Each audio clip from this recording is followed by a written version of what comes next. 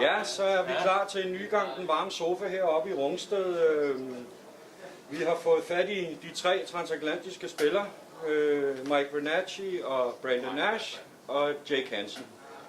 And they of course completely understood what I just said, so no need to translate. Welcome guys, and thanks for wanting to do this with us. We want to start by talking a little bit about who you are, just so everybody out there has no questions. You are three transatlantic players who came here this year, and you're all coming with AHL game experience, which for Danish clubs is really, really nice to have. If you want to, you can tell a bit about yourself, or we can just jump into all the fun and questions and such. Yeah, I mean, I think let's just go for it. Let's just go for it. Right on. I think people know. I think we're going to start with.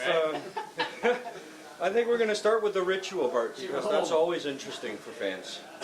Question is, do you have a particular ritual you have to complete before every game, or do you know of somebody who has one, or what is the most ridiculous ritual you've come across in your time in hockey? Start with you. I mean, I don't have rituals that I have to do. I think I just have a routine that I like to do. I like the warm-up part. I've seen some interesting rituals where guys will touch their stick like 25 times, or they'll, I don't know, bang on their locker. I don't know, some weird stuff, but nothing like I have to do something. It's more like I just want to. Yeah, a little bit OCD. Yeah, in the same way, I don't have any superstitions or rituals that I have to do. It's just mentally getting yourself ready and making sure you're prepared. I haven't seen anything too crazy before I came here. You see Bergie, he likes to kiss his stick all the time before the game, sitting in the locker room. For me, it's pretty much the same thing. Like I pretty much do the same warm up every practice, every game, just feel ready for the game. And as far as ritual, probably the best one I've seen is I'm not going to steward the guy. I played with him though, but he would just come in and he literally wouldn't warm up. He would just drink coffee the whole time, and I would do anything to be able to do that. Yeah. He'll step on the ice. I mean, I probably look at myself and I probably say I have the most interesting warm-up, because I do a whole bunch of stuff, and the guys always say, hey, what the heck are you doing all this stuff? Yeah, I've noticed a little bit of kind of a figure skating thing out by the board. Oh, man, I wish I would have figure skated a little more when I was younger. It would have helped my career like tenfold, but yeah, I mean, I do box breathing. Anyone know do box breathing ever? The belly breathing? Yeah. Yeah. I mean, that's not my thing, but Yeah. That's your review. Yeah. is that like the deep breath? Yeah, it's in. Yeah, you like. I do the level up one. So you do inhale 4, hold 4, exhale 4, hold 4, and then you go up to 5. Go all the way. I currently get to like getting really 10, big now. 11, 12, and it's just like pretty good. Super.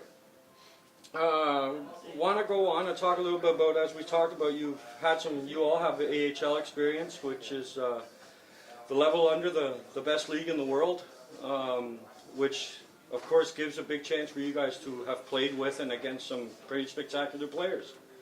Could you put some names to who's the best you played against and who's the worst? Of course, it's a difficult question, but to give it a little bit of thought. The worst, I feel so bad to name any names, but so I'm not going to mention anybody on the worst trend. Do you guys have any? Yeah, I can't. I'm not going to swear anyone like that. Can't go down Yeah, we're all part of the club. We're all part of the club here. Everyone deserves to be there. It's, Yeah. like you said, a very good hockey league. And I'm pretty sure if you catch us in our bad moments, we'd be somebody's worst at some point. What about the best player then? I mean, I play with a lot of guys actually, so I have to really go through the list. I think in practice, we played with some really good players, but I got the chance to practice with Joe Sakic. He was pretty good. I thought he was one of my favorite players growing up, so seeing him in practice was pretty fun. yeah, in the AHL, playing with David Derne and Max Pacioretty, they're both awesome. They never miss. Everything goes in. They're making making perfect passes. Okay.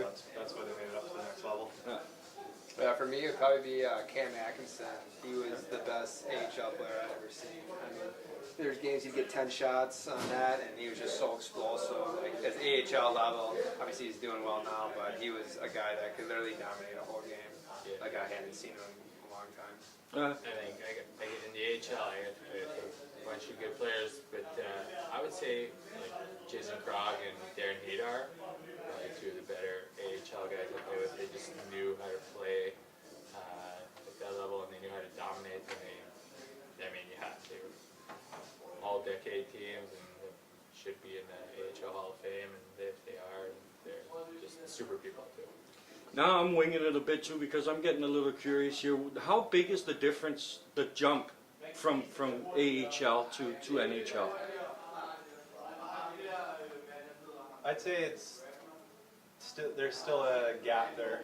The AHL is getting better. It is a lot more of the younger players that are just about ready for the NHL, but it's that quick second where you need to make a decision, and the NHL guys already made it. And they're usually 99% of the time in position. They never miss their shots. Like if there's a turnover, it's probably going to be a goal. They just get it done. Okay.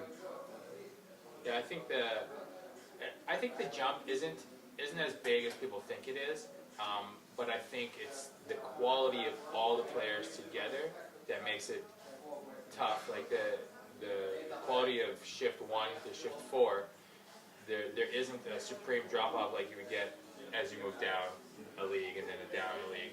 I think that it's just the collective quality of all the players together. They're just like Brendan said, like they're in position more often. They're predictable. You know what they see, and that's what makes that league move so fast because all the players are just smarter a little bit, and as a whole, they're just in more position. That's what makes it. I mean, I don't think that the speed, like individual speed for players, is any different. I think there's really fast guys in any league you play in. I don't think that's it. I think it's the speed of the thought that is what separates it. There's been a big change in the NHL through the years. When I was a kid growing up in Brampton, Bramalea, I love to watch the NHL, particularly because of the fights. I love the bench clearing brawls. I love all of it. That stuff has kind of been emptied out of the game slowly. It's still there, but not in the same effect as it was. You played in some really tough leagues. You gotta have a good story about a fight. I mean, Either where you kick somebody's ass or you got your ass kicked. well, how much time do you have? Oh, I got the whole day. Well, It's not game day before tomorrow. I mean, I've had a few fights, and I've got my share of the beats, and I've won my share of good fights, so it's good. Yeah, I mean, the first fight I ever had, I didn't really realize we were fighting until like 3 punches in off my helmet. Like, oh god. When I went to go check who I decided to partner up with and fight after the game, I realized he was the leader in PIMS in the league, and it was my 3rd game in the league. I wanted to make a statement for my teammates and my coach, and I think he was ahead by like 95 penalty minutes over the next guy, and he had like 25 fights by that point. He's a big lefty, and Nice choice. yeah. So I mean, I always had a knack for choosing, or for not knowing who I was choosing and just going for it. So I mean, that was my thing. I didn't fight too often. I mean, I think my highest amount of fights in 1 year is like 8 or 9. But that was because I was playing with Radical Judas, and he would just annihilate people, and we'd have line brawls often. Cool. Yeah, I didn't fight as much as Mike did. I'd say mine was like 1 or 2 a year, so Okay. pretty much draws across the board. Won a couple, lost a couple. Nothing crazy. No heavyweight contenders like Mike. Well, I mean, I didn't fight the heavyweights. I mean, I wouldn't fight Dale Currington to play with. what about you, Jake? 1 year I fought Brett Gallant, who was one of the heavies in the league, and everyone was yelling no on the bench, but I was heated, and thank God I just lucky to get knocked out. But he did. He shattered my half shield. He hit me a couple times pretty hard, And I mean, it caused an absolute line brawl next shift, which was pretty fun. But I mean, it was Look at you one in of the those- game though, eh? Oh yeah. It was, I mean, I didn't realize either. Like, I knew he was tough, but like, I mean, this was like my first or second year there, and I didn't realize how, because he doesn't like, he's not overly big, but like he can throw them, right? The thing with us is like, I mean, we're a bit older, so we came into the league, even though they went to college, they came a little bit later than I did, but the mentality was still there that, you know, when something happens, you jump in there for your teammate, and you know, you got to stick up for them. And I know that they have the same mentality that I would have had. So you jump in there, and then you know you ask questions later, and then oftentimes, you know, especially when we don't know at the beginning, like we don't know who everyone is, you just kind of grab someone and you're like, let's go, and all of a sudden you grab someone who's like pretty tough, and you're like, oh boy, okay. It teaches you how to be aggressive really quick and to like focus really quick. So.